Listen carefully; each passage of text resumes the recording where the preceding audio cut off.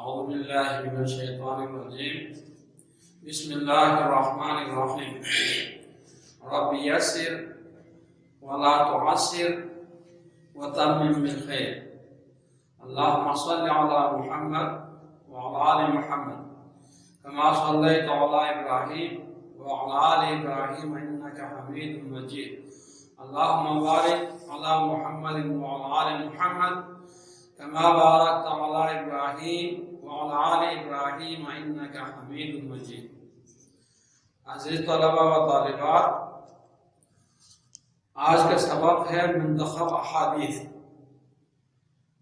اس سے پہلے 6 احادیثیں first time میں نے پڑھایا ہے، تو بورڈ میں صرف احادیث کا ترجمہ آپ نے لکھنا ہے. اس دفعہ آیات 1 سے 6 تک کے ترجمے تشریح ہیں اور 7 سے 12 تک صرف ترجمہ ہے. احادیث کا 1 سے 12 تک کا صرف ترجمہ آپ نے لکھنا ہے، تشریح لکھنے کی ضرورت نہیں ہے. تو میں آپ کو سمجھانے کے لیے ترجمہ بھی پڑھاؤں گا اور احادیث کا تشریح بھی میں کروں گا. تو آج کا جو ہے حدیث نمبر 7 ہے کل المسلم علی المسلم حرام دمہ ومالہ وعرضہ.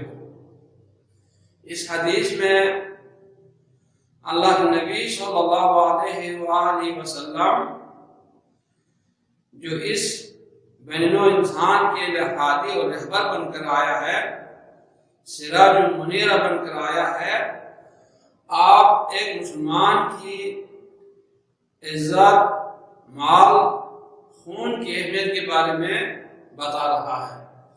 کل المسلم، تمام مسلمان کا، علی المسلم، دوسرے مسلمان پر، حرام ہے، مالہ، اس کا مال کھانا، حرام دمہ، اس کا خون بہانا حرام ہے، ومالہ، اور اس کا مال کھانا حرام ہے، وعرضہ، اور اس کی بے عزتی کرنا حرام ہے. اس حدیث میں بحیثیت مسلمان کسی دوسرے مسلمان کا ناحق خون بہانا اسلام میں حرام قرار دیا گیا ہے.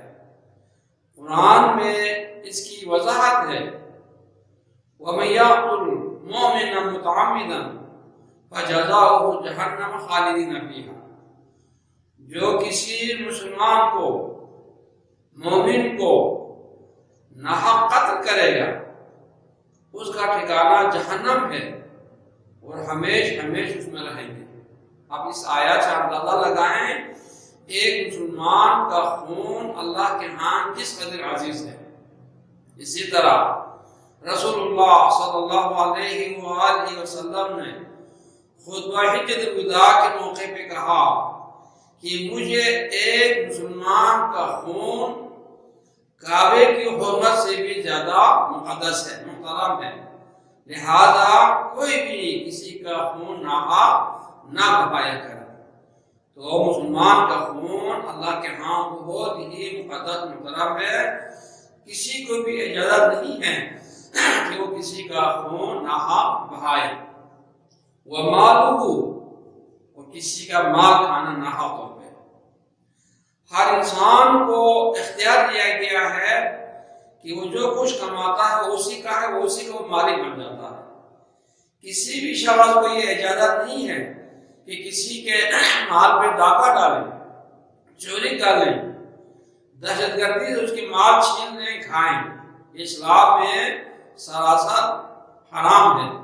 جس طرح یتیم کے بارے میں کہا گیا کہ جو یتیم کا جو کفیل ہے وہ یتیم کے مال کو کھاتا اس لیے کہ یہ جب جوان ہو جائے تو واپس اس کا مال لے لے گا. اس ڈر سے اس کی جوان ہونے سے پہلے ہی اس کے مال کو ختم کرنا چاہیں تو قرآن نے کہا انما یاکلون فی بطونہم نارا، یہ پیٹ میں کھانا نہیں ڈال رہا ہے، یہ آگ ڈال رہا ہے اور آگ کھا رہا ہے. تو یہاں پر بھی کسی مسلمان کا مال ناحق کھانا اسلام میں بہت بڑی وعید ہے اور حرام قرار دیا گیا ہے۔ کسی کا بھی مال ناجائز طور پہ ایک لقمہ بھی کھانا حرام ہے، اور اسی طرح ناحق کسی کا مال پہ قبضہ کر لیں، جس طرح قبضہ گروپ ہے جو کسی کے جائیداد پہ قبضہ کر لیتا ہے، تو قیامت کے دن کہتا اللہ کے رسول صلی اللہ علیہ وسلم فرماتا ہے، جو دنیا میں کسی کی زمین ایک بالش اس پر ناحق طور پر قبضہ کر لے، چھین لے، تو قیامت کے دن 7 زمینوں کا توق پہنایا جائے گا۔ تو بہت بڑی وعید ہے۔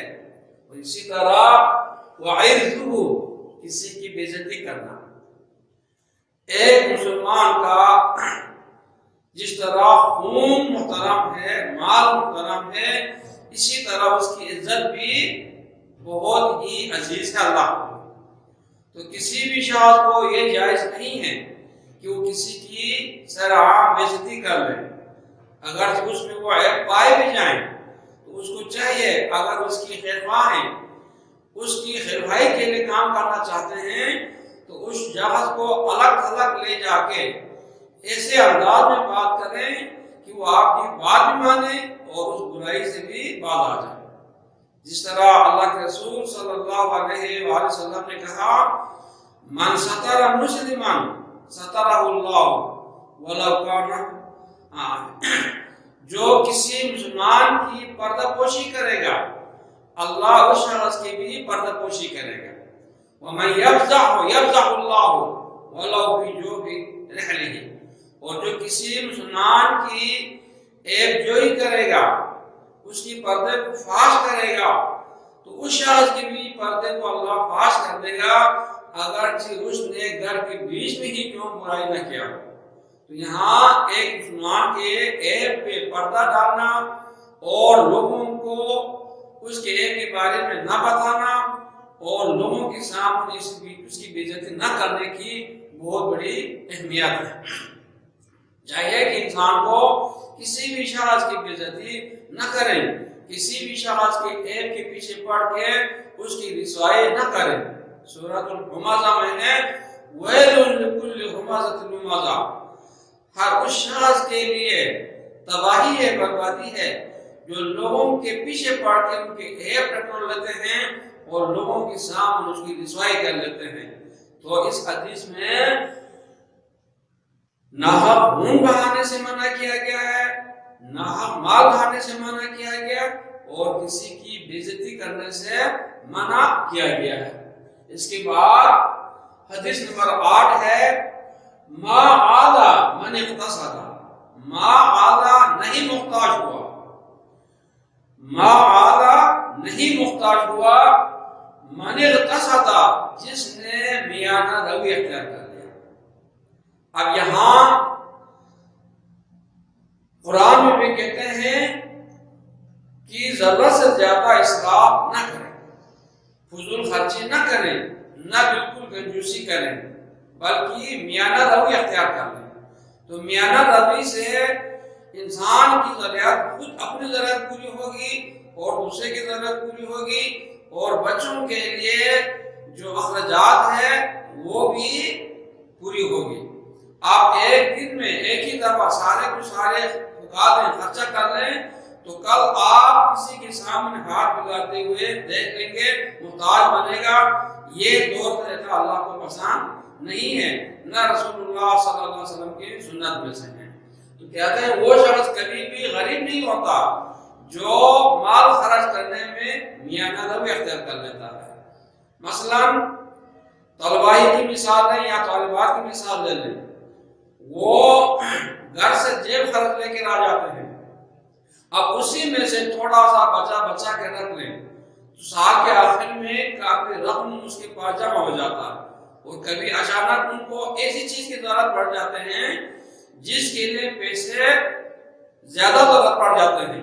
اب ایک ہی دفعہ اپنے والدین سے پیسے کا مطالبہ کر لیں تو ہر پیرنٹس ایک جیسے نہیں ہوں گے، کسی کے پاس وسائل زیادہ ہیں، کسی کے پاس کم ہیں، کچھ ایسے بھی پیرنٹس ہیں جن کے پاس وسائل نہیں ہوتے۔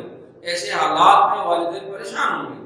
اب اس وقت آپ نے جو کچھ بچا کے رکھا ہے اسی پیسے کو خرچ کر لیں گے تو آپ کی ضروریات پوری ہوگی، آپ کسی کا محتاج نہیں ہوتا۔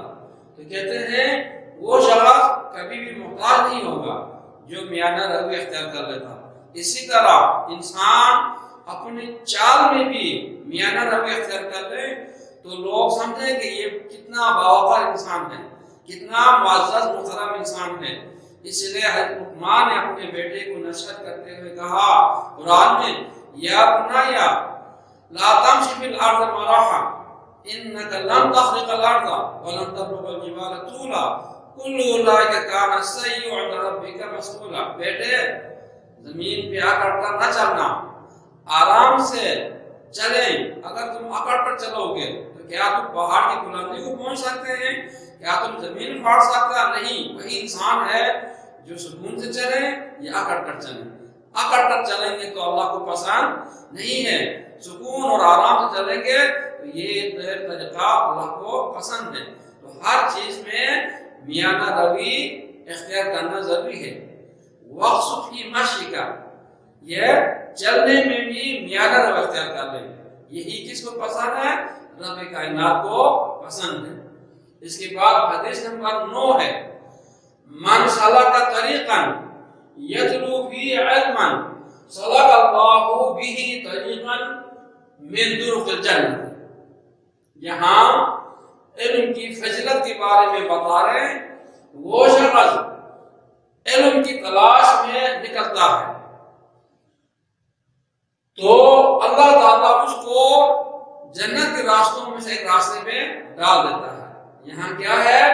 جو شخص علم کی تلاش میں جہاں سے وہ علم حاصل کرنا چاہتا ہے وہاں چلا جاتا ہے تو راستے میں اگر موت بھی آ جائے تو ان کو شہادت کو رتبہ مل جاتا ہے۔ کیوں؟ اس لیے وہ فی سبیل اللہ ہے، اللہ کے راستے میں ہے، کیونکہ طلب علم بھی جہاد کے قسموں میں سے ایک قسم ہے۔ جو شخص دین کی سربلندی کے لیے، رب کائنات کے پہچان کے لیے، اپنی پہچان کے لیے وہ تلاش علم میں نکلتا ہے اور علم حاصل کر لیتا ہے، علم حاصل کرنے کے بعد وہ اپنے معاشرے میں لوگوں کو تعلیم دے دیتا ہے تو سمجھ لینا اس نے بہت بڑا کارنامہ انجام دیا ہے۔ اس میں صرف دکھاوا نہیں، رب کی رضامندی کے لیے، رب کی رضامندی کے لیے ایسا ہی کیا تو وہ انبیاء کے وارث بن جائے گا۔ جس طرح کہا حدیث میں العلماء ورثۃ الانبیاء، علماء انبیاء کے وارث ہو جاتے ہیں۔ جس طرح انبیاء کا مقام ہے اسی طرح اللہ تعالیٰ علماء کا بھی مقام بلند کر دے گا۔ جب علماء کا مقام بلند ہو، قیامت کے دن نعمتوں والی جنت میں ڈال دیے جائیں گے، وہاں پہ طرح طرح کی نعمتوں سے نوازا جائے گا تو وہاں اس کو اس چیز کا قدر ہوگا۔ تو علم کی تلاش اور علم کا طلب یہ اس کی بہت بڑی اہمیت ہے۔ اللہ کے رسول صلی اللہ علیہ وسلم نے ایک اور جگہ پہ کہا طلب العلم فریضۃ علی کل مسلم و مسلمہ، علم حاصل کرنا ہر مسلمان خواہ وہ مرد ہو یا عورت ہو اس پر فرض ہے، ضروری ہے۔ اسی طرح قرآن میں بھی ہے هل یستوی الذین یعلمون والذین لا یعلمون، کیا جاننے والے اور نہ جاننے والے برابر ہو سکتے ہیں؟ کبھی نہیں ہو سکتا۔ جاننے والے جان کر اللہ کی عبادت کر لیتا ہے، نہ جاننے والے نہ انجانی میں اللہ کی عبادت کر لیتا ہے، تو ان کی عبادت میں زمین و آسمان کا فرق ہے۔ ایک حدیث میں آتا ہے فضل العالم علی العابد کالقمر علی سائر الکواکب، عالم کی فضیلت جاہل پر اس طرح ہے یا عابد پر اس طرح ہے جس طرح چاند کی فضیلت ستاروں پر ہے۔ تو اس کی بہت بڑی اہمیت ہے، لہذا علم کو بڑی محنت سے، وسوخ سے، دلچسپی سے حاصل کر لیں۔ ہمیں بھی توفیق دیں اور آپ سب کو بھی اللہ توفیق دیں۔ اس کی بعد حدیث نمبر 10 ہے المومن اخو المومن کالجسد الواحد ان اشتكى شيئا منه علم ذلك في سائر جسده۔ یہاں پہ مومن ایک دوسرے کے بھائی بھائی ہیں اور ایک جسم کے مانند ہیں۔ اگر جسم کے کسی حصے میں کوئی تکلیف محسوس ہو جائے وہ تکلیف سارا جسم محسوس کر لے گا، وہ تکلیف سارا جسم محسوس کر لے گا۔ اسی طرح بحیثیت مسلمان کسی بھی جگہ پہ کسی مسلمان کو کسی قسم کی کوئی تکلیف ہو تو دوسرا مسلمان اس تکلیف کو اپنا تکلیف سمجھ کے اس تکلیف کو دور کرنے کی کوشش کر لیں گے۔ جہاں اس کو وسائل کی ضرورت ہے اپنی استطاعت و بساط کی مطابق سے وسائل فراہم کر لیں۔ جہاں بدنی یعنی امداد کی ضرورت ہے، یعنی خود شریک ہونے کی ضرورت ہے، خود شریک ہو کر اس کی مشکلات کو کم کر لیں۔ جہاں اس کو تسلی دینے پہ آ جاتے ہیں تو باتوں سے انہیں تسلی دے کے ان کی پریشانی دور کر دیں۔ ابھی آپ دیکھیں جہاں کشمیر میں مسلمانوں پہ بڑی ظلم زیادتی ہو رہے ہیں، ہم سے اگر وہاں جا کے لڑنے کا موقع نہیں ملتا ہے تو ہمیں ان کے حال میں دعا خیر کرنے کی ضرورت ہے۔ دعا خیر کر لیں، یہ ایک مسلمان کی مدد ہے۔ اسی طرح اس سے پہلے بھی واقعات ہیں، ان میں سے واقعات آپ کو بتا دیتا ہوں۔ سندھ کے راجہ طاہر کے دور میں چند عرب تاجروں کو لوٹا کے ان کی قذافوں نے، اور ان میں کچھ خواتین بھی تھے، ان کو بھی اغوا کر لیے گئے، قیدی بنا لیے گئے۔ تو ان خواتین میں سے ایک نے حجاج بن یوسف کے نام پہ خط لکھا کہ ہمیں قیدی بنائے گئے ہیں، ہم پہ ظلم زیادتی کر رہے ہیں۔ جب خط وہاں پہنچتا ہے، حجاج بن یوسف حالانکہ فاسق الفاجر کے نام سے مشہور ہیں، مگر اس بہن کی مدد کے لیے فوراً محمد بن قاسم کو بھیجتا ہے، ان کی مدد کر لیتے ہیں۔ راجہ طاہر کا اینٹ سے اینٹ بچ جاتا ہے، سین پہ قبضہ کر لیتے ہیں، یہاں تک ملتان پہنچ جاتا ہے۔ تو یہ کیا ہے؟ ایک بہن کی آواز پہ ایک مسلمان ریاست نے فوراً لبے کہا اور ان کی مدد کے لیے پہنچ گیا۔ وہ سمجھتا ہے کہ یہ تکلیف حقیقت میں مجھے پہنچائے گئے ہیں، میری بہن کو نہیں۔ تو ایک مسلمان کو چاہیے کہ اپنے مسلمان بھائی کی تکلیف کو اپنا تکلیف محسوس کر کے اس کی پریشانی، اس کی تکلیف، اس کی مشکلات کو دور کرنے کی کوشش کر لیں۔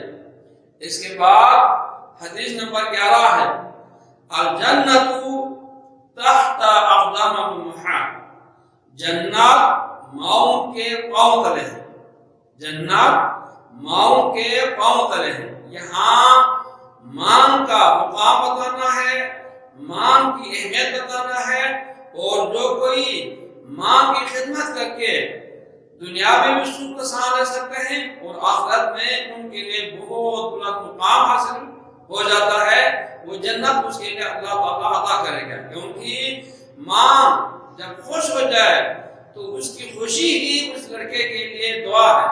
جب وہ ہاتھ اٹھا کر دعا کر لیں تو اس کی ساری پریشانیاں دور کر دیں گے اور وہ صحیح سمت میں نکلیں گے اور اللہ تعالیٰ آخر میں اس کو جنت میں پہنچا دیں گے۔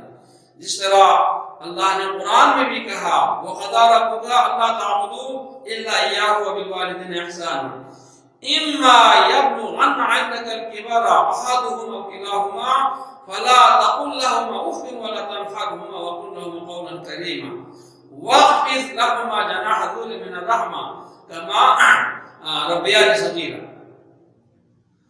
وَقُل رَّبِّ ارْحَمْهُمَا كَمَا رَبَّيَانِي صَغِيرًا۔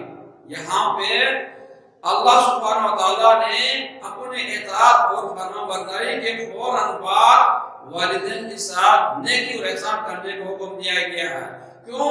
اس لیے یہی والدین جنہوں نے اپنی جوانی میں جب بچے چھوٹے تھے ان کو سنبھالا، ان کو پالا، ان کے ہر حوالے سے خیال رکھا، جس طرح مرغی چوزوں کو کس طرح حفاظت سے پالتی ہے، جب کہیں کوئی کسی پرندے کا ڈر ہو تو دونوں پر پھیلا لیتے ہیں اور چوزوں کو اپنے پر کے نیچے چھپا لیتے ہیں، خود پہ اگر کوئی پریشانی مشکلات پیش آئے برداشت کر لیتی ہے مگر اپنی چوزوں پہ مشکلات پریشانی آنے نہیں دیتے۔ اسی طرح والدین نے ہمارے ساتھ یہی سلوک کیا ہے۔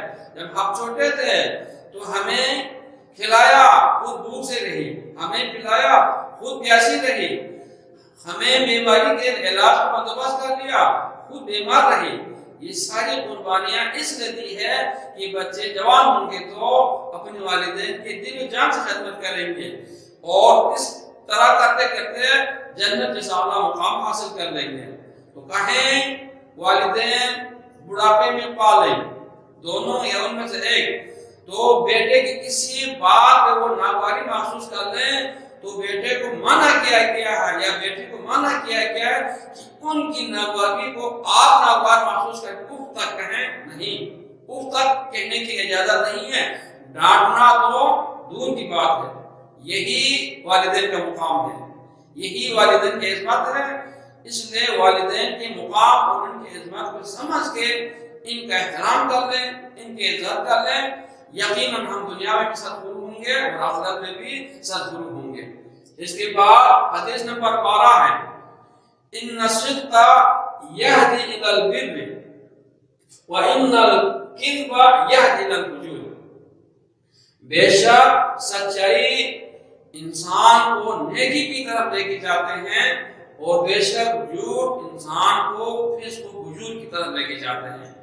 یہاں انسان کو ہر حوالے سے سچ بولنے کی تاکید کی گئی ہے، کیوں؟ اس لیے کہ سچائی انسان کو جنت تک پہنچا دیتے ہیں۔ ایک اور حدیث میں ہے، ان الصدق یہدی الی البر والبر یہدی الی الجنۃ وان الکذب یہدی الی الفجور والفجور یہدی الی النار۔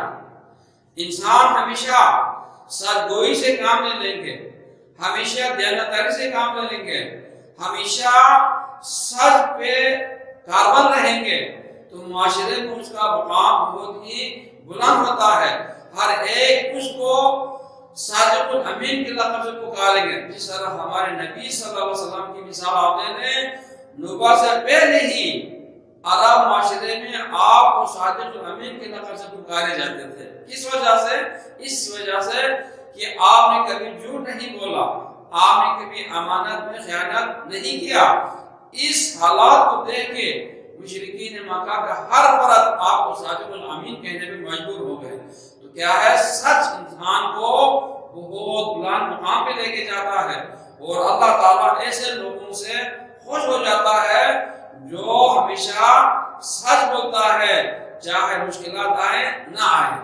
جس طرح بلال حبشی رضی اللہ عنہ جنہوں نے سچائی سے کام لے لیا، کبھی بھی جھوٹ نہیں بولا، امیر بن خلف نے کہا بلال کو احد کا لفظ چھوڑ دو میں تمہیں چھوڑ دوں گا، کہا نہیں، جس زبان نے احد کا لفظ جاری کیا ہے وہ زبان کبھی رکے گا نہیں۔ تو رب کائنات نے اپنے نبی کو بتا دیا میں نے بلال کو دنیا میں ہی جنت کو خوشخبری دی ہے۔ جب آپ معراج پہ گئے تو جنت سے جوتی کی آہٹ سن لی۔ بلال اللہ کے رسول صلی اللہ علیہ وسلم نے جبریل امین سے پوچھا یہ کون خوش قسمت شخص ہے؟ کہا یہ بلال ہے۔ یہ کس وجہ سے ہے؟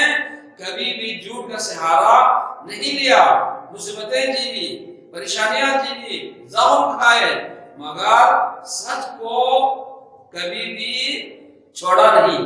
اس وجہ سے دنیا میں ہی انہیں جنت کی خوشخبری سنا دی۔ تو یہ سچائی انسان کو ہمیشہ جنت کی طرف لے کے جانے کا ذریعہ بن جاتا ہے۔